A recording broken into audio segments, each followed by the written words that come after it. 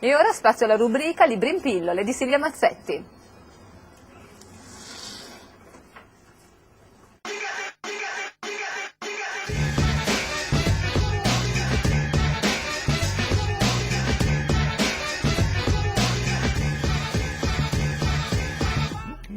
Dopo il successo mondiale di leggere Lolita a Teheran, la scrittrice Azar Nafisi, iraniana, torna con questo libro intitolato Le cose che non ho detto. Lei si confida al lettore, svela particolari importanti sulla sua vita e costruisce tassello dopo tassello il mosaico della sua vita.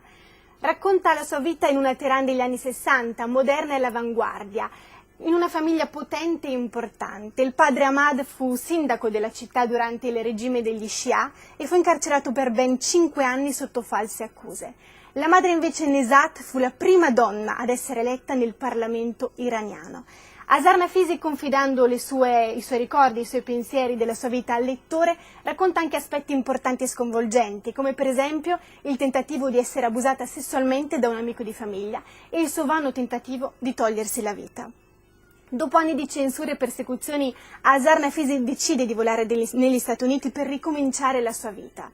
È un libro molto coraggioso, considerando il fatto che nella cultura iraniana è vietato raccontare faccende personali.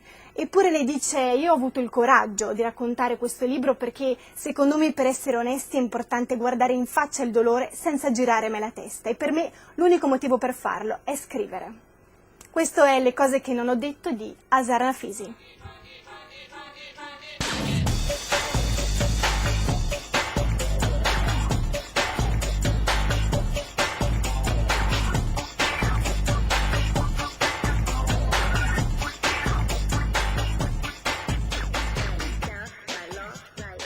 E per parlare ancora di libri coraggiosi merita il nostro tempo questo di Benedetta Tobagi, intitolato Come mi batte forte il tuo cuore, con il sottotitolo Storia di mio padre. Già dal titolo si capisce che è un libro emozionante, il titolo infatti è affascinante, favoloso, Come mi batte forte il tuo cuore. Il cuore di cui Benedetta Tobagi parla è quello del padre, che non ha mai smesso di battere dentro di lei. Il padre Walter Tobagi era un giornalista di spicco del Corriere della Sera che fu assassinato nel 1980 dalla Brigata 28 marzo. E quindi in questo libro la giornalista Benedetta Tobagi cerca un po' di ricostruire la persona di Walter Tobagi, anche perché quando lui fu ucciso lei aveva 3 anni, quindi era difficile per lei conoscere bene il padre. Lei lo fa tramite interviste ai colleghi, tramite ricordi, tramite le pagine dei diari e degli articoli. Questo è Come mi batte forte il tuo cuore di Benedetta Tobagi, storia di mio padre.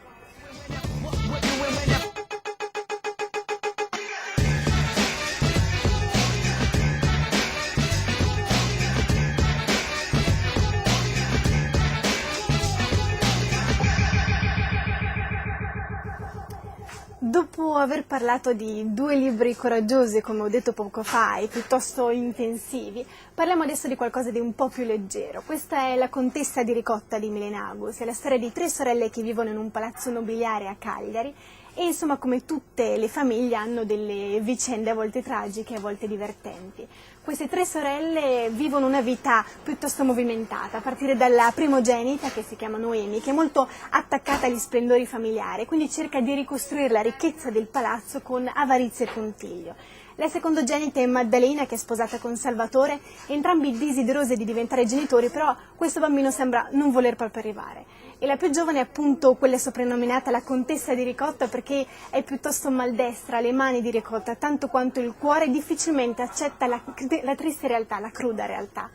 La contessa di Ricotta ha un bambino che si chiama Carlino, che vorrebbe avere tanti amici, eppure tutti i bambini sembrano rifiutarlo per chissà quale motivo.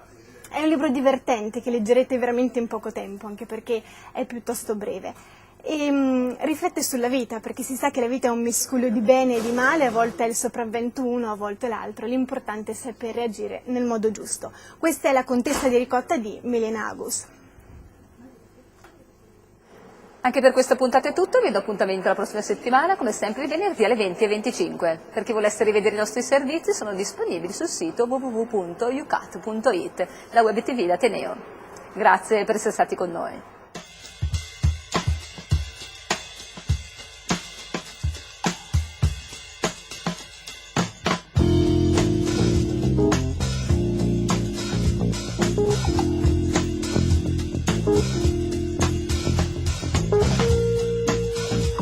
Thank you.